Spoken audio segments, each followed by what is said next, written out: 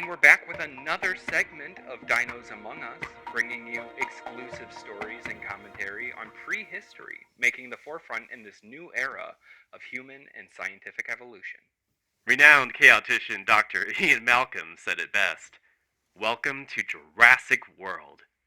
Yes, welcome. But with that welcome also comes a warning, a cautionary tale, mind you, that the prehistoric life is no longer contained to a private venture. They're now in our backyards. Dinosaurs were at the top of the food chain, but with humans in the mix, the power struggle has been an interesting one to watch over these past few years. So that's why we here at Dinos Among Us bring in a fresh perspective, one that may just help us learn to adapt and perhaps coexist. Now, as we look at the migration patterns of some of these animals, a large concentration of them is still localized in the western and central regions of the United States. That goes to say that we're all well aware that some have been illegally shipped off to other locations around the world, with some companies having their own hand at recreating the miracles of InGen. International genetics, known for its wonder, is also shrouded in mystery. They've been known for some very controversial scenes back in the 90s, and with little presence they have today with the downfall of the Masrani Corporation, more is being revealed. Which is why we welcome a special guest to the podcast, Kathy Bowman. Thanks for having me, guys. Our pleasure. Now, Kathy, from some recovered documents during the latest biotech's trial of 2022, some statements were released that InGen was doing its best to cover up incidents like yours that you experienced in '97 to, cover things up. Yeah, cover up any wrongdoing that may set back the progress. May set back the progress on their theme park construction, from what I understood. Yes, you're absolutely right. My incident on, if I recall, the island's name is Isla Sorna? Sorna, that's right. Right. It was something I was told to just keep hush-hush about. But now I guess I can finally talk about it.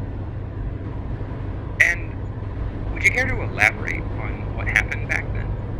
Yeah, well, I come from a well-off family in the UK, and we were just going about a summer holiday on a Costa Rican private cruise.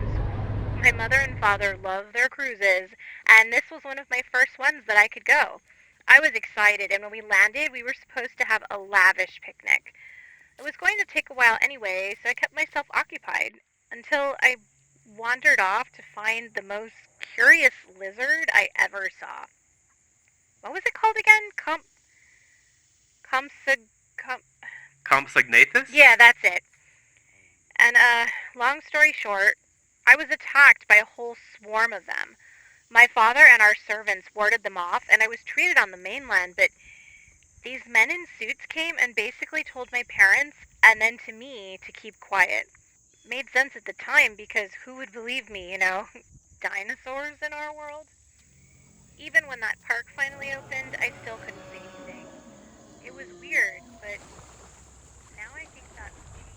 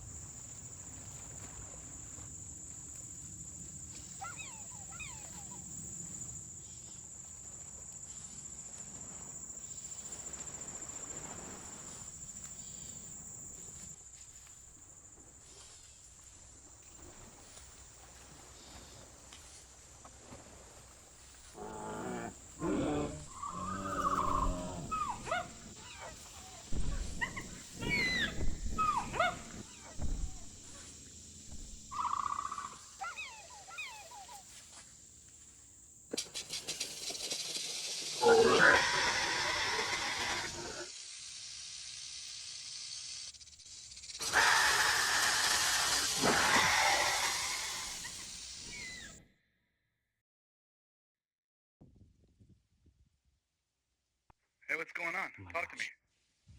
You never believe what I saw. What is it? They're out there.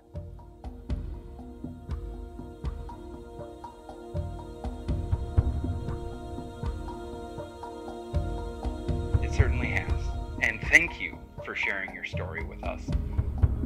Now, I must say that Compsognathus, even though they are on the list of animals that have escaped, they shouldn't nearly be the threat that they were when you were on their home turf.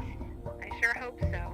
Kathy, with the theme of our podcast being Dinos Among Us, how do you feel about dinosaurs living alongside us?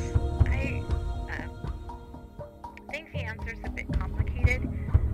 You see, on one hand, I really advocate for these dinosaurs to be treated with the same animal rights protections as others, but how do we prioritize? It's a balancing act. Sure is. Well, thank you, Kathy, for joining us, and I believe that's time for us, folks. Tune in next week where we review some user submissions about their encounters with dinosaurs. But until then, this has been Dinos Among Us, reminding you to stay smart, stay safe, and hold on to your butts.